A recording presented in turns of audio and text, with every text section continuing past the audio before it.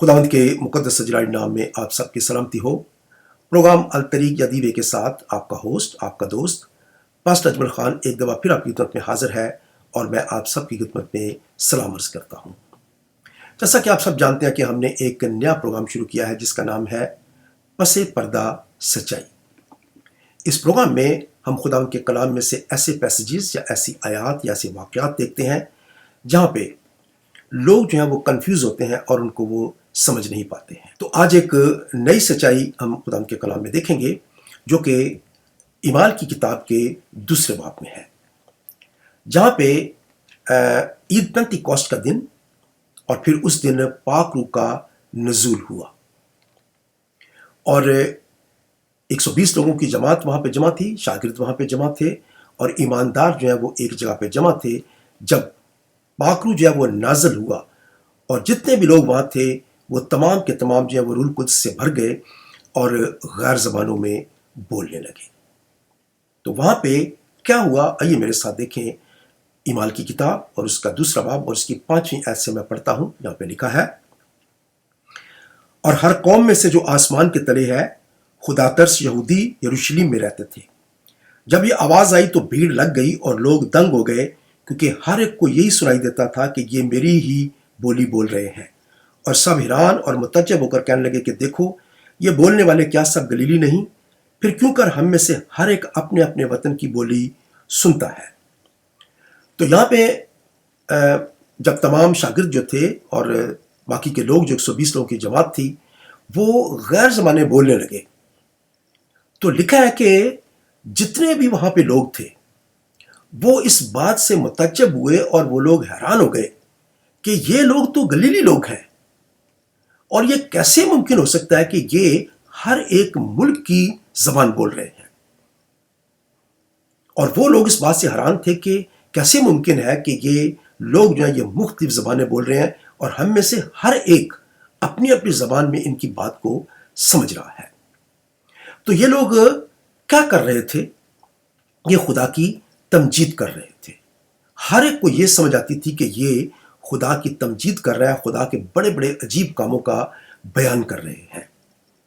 तो ये लोगों के लिए बड़ी हैरानगी की बात थी।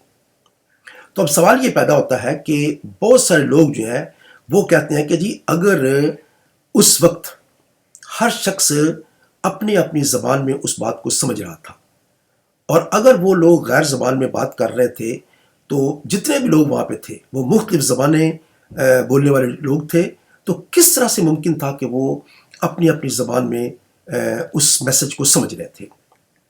और आज ये क्यों मुमकिन नहीं है कि लोग जब गैर ज़बान बोलते हैं तो वो हम उनकी नहीं समझ सकते हैं, या हम अपनी अपनी ज़बान में क्यों नहीं उसको समझ सकते हैं। तो ये एक ऐसा वाक़या है जिसको बाज़ लोग जो है वो इससे कंफ्यूज हो जाते हैं और फिर इसकी वजह से वो पाक रूह की नेमतों से, पाक रूह के मामूलों से, पाक रूह के बपतिस्मे से या पाक रूह से ही इनकार कर देते हैं।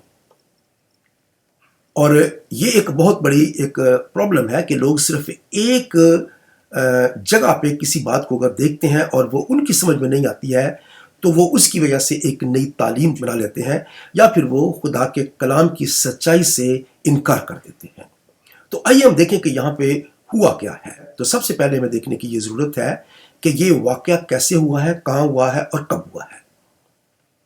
तो खुदावंद यीशु मसीह के आसमान पर जाने के बाद 10 दिन के बाद ईद पेंतिकोस्त जो है वो आई और खुदावंद यीशु मसीह ने आसमान पर जाने से पहले अपने शागिर्दों से वादा किया था कि रूह कुद्स जो है वो नाज़िल होगा और तुम यरूशलेम से बाहर मत जाना और जब तक तुम्हें ऊपर से कुव्वत का लिबास ना मिल जाए तुम यरूशलेम में ही ठहरे रहना। खुदा यीशु मसीह इस दिन की तरफ इशारा कर रहे थे जिस दिन पाक रूह नाज़िल होने वाला था या जिस दिन खुदावंद यीशु मसीह आसमान से रूह कुद्स भेजने वाले थे। तो ये मौका जो है ये ईद पेंतिकोस्त का मौका था। बनी इस्राएल कौम जो है उनको मुकर्रर किया गया था कि ईद फसा, ईद फतीर और फिर पहले फलों की ईद और उसके बाद ईद पेंतिकोस्त, इन ईदों के अंदर उनको ज़रूरी था कि वो जहाँ कहीं भी पूरी दुनिया के अंदर हों वो यरूशलेम में हाजिरी दें اور وہاں پہ آ کر ہیکل کے اندر اپنی موجودگی ظاہر کریں. اور یہ ان کے لیے ہر ایک کے لیے ضروری تھا کہ یہ ان 4 عیدوں کے موقع پر جو ہے انہوں نے یروشلم کے اندر ضرور آنا ہے.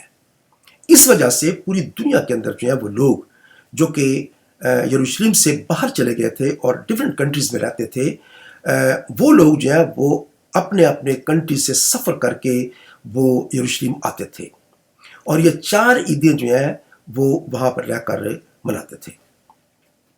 ہم دیکھ سکتے ہیں کہ آج بھی جس طرح سے اگر پاکستان سے بہت سارے لوگ جو ہیں وہ امریکہ میں یا یورپ میں یا کینیڈا میں یا پھر وہ عرب ممالک کے اندر چلے جاتے ہیں، اور پھر جب عید کا موقع آتا ہے تو پھر وہ اپنے اپنے گھروں کی طرف جو ہے وہ لوٹتے ہیں تاکہ عید جو ہے وہ اپنے گھر میں جا کر منا سکیں.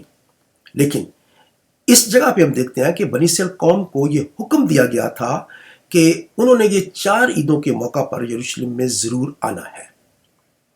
اور بہت سارے لوگ ایسے تھے جو کئی پشتوں سے دوسرے کنٹریز کے اندر جو ہے وہ چلے گئے تھے، اور وہاں پہ وہ یا ان کے بچے جو ہیں وہ اب عبرانی یا آرامی زبان جو ہے وہ نہیں سمجھتے تھے، بلکہ وہ اپنے اپنے ممالک کے اندر جہاں جہاں بھی وہ رہتے تھے اس ملک کی بولی جو ہے وہ اس کو سمجھتے تھے اور اس کو جانتے تھے.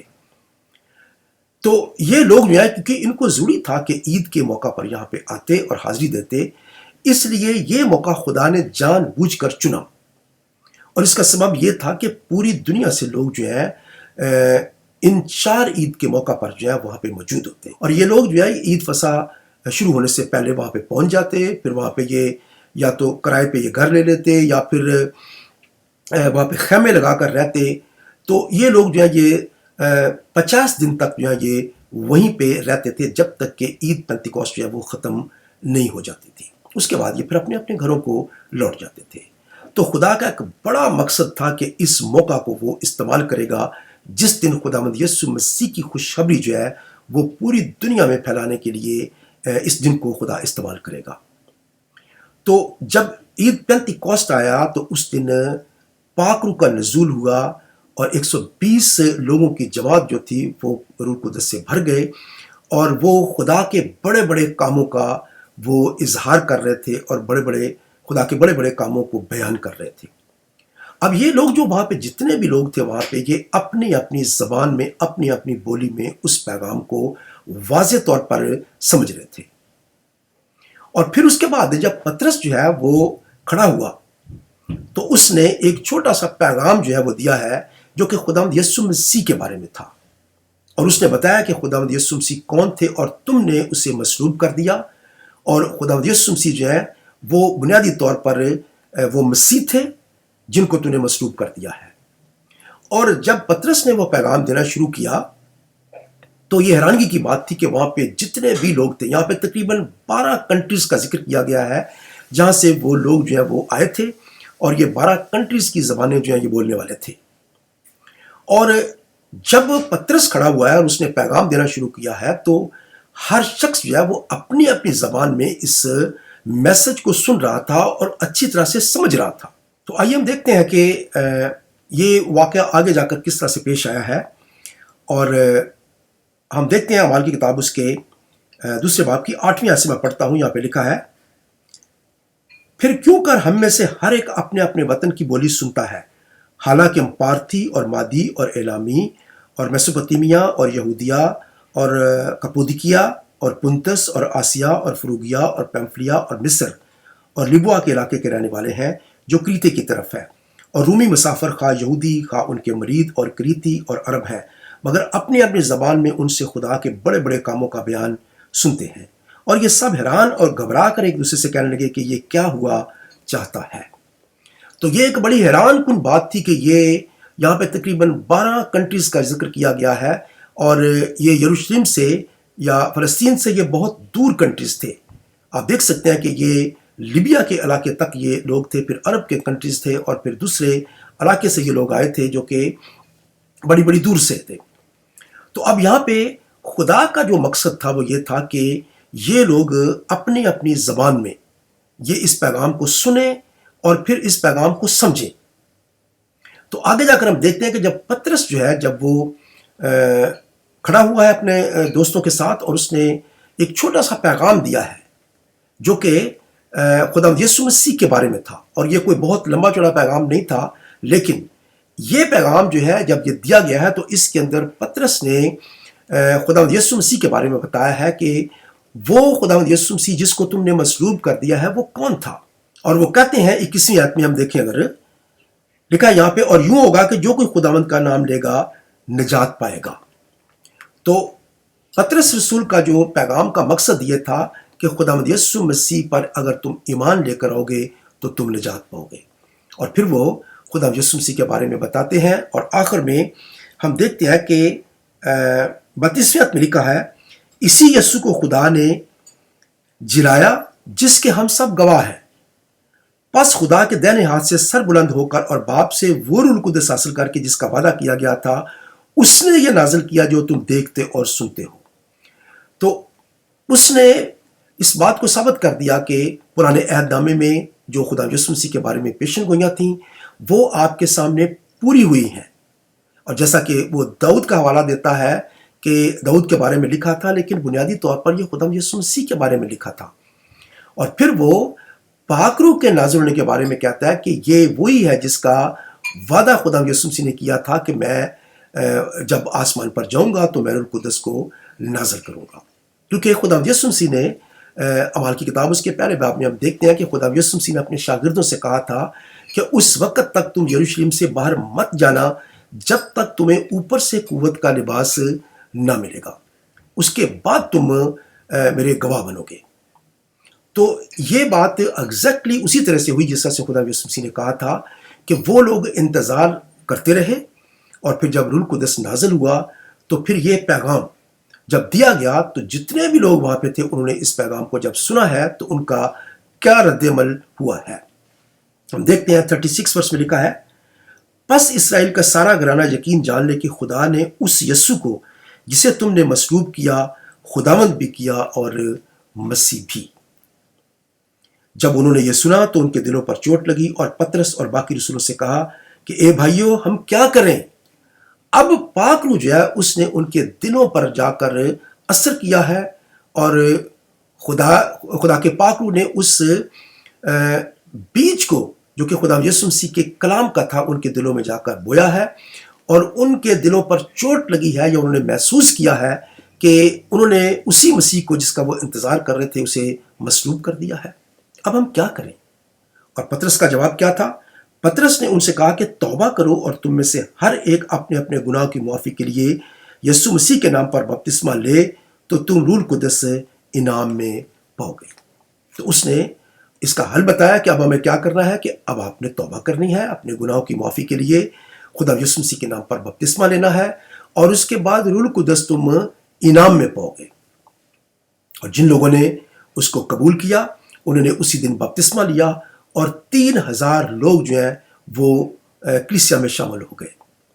تو خدا کا ایک بڑا مقصد جو تھا وہ یہاں پہ حل ہو گیا کہ اس نے خدا یسوع مسیح کی خوشخبری کو یا گوسپل کو یا انجیل کو پھیلانے کے لیے جو دن مقرر کیا تھا اس میں بہت سارے ممالک سے آئے ہوئے لوگوں نے اس پیغام کو سنا، اس کو قبول کیا اور وہ کلیسیا کا حصہ بنے.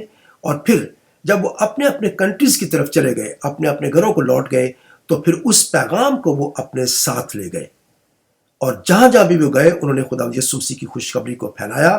وہاں پہ کلیسیاں قائم ہونا شروع ہوئیں، اور اس طرح سے خدا کا مقصد جو ہے وہ حل ہو گیا.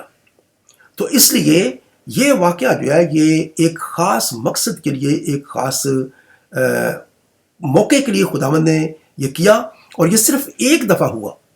یہ آج اگر ہم یہ کہیں کہ ہم کوئی شخص غیر زبان میں بول رہا ہے تو ہم کیوں نہیں اس کی سمجھ رہے ہیں؟ ہمیں اس کی سمجھ کیوں نہیں آتی ہے کہ وہ ہماری زبان میں کیوں نہیں بولتا ہے، یا ہم اپنی زبان میں اس کو کیوں نہیں سمجھ سکتے ہیں؟ تو یاد رکھیں کہ یہ واقعہ جو ہے یہ خدا نے اپنے پرپس کے لیے استعمال کیا ہے، اور یہ صرف ایک دفعہ کے لیے ہے. آج یہ واقعہ ضروری نہیں ہے کہ یہ پیش آئے.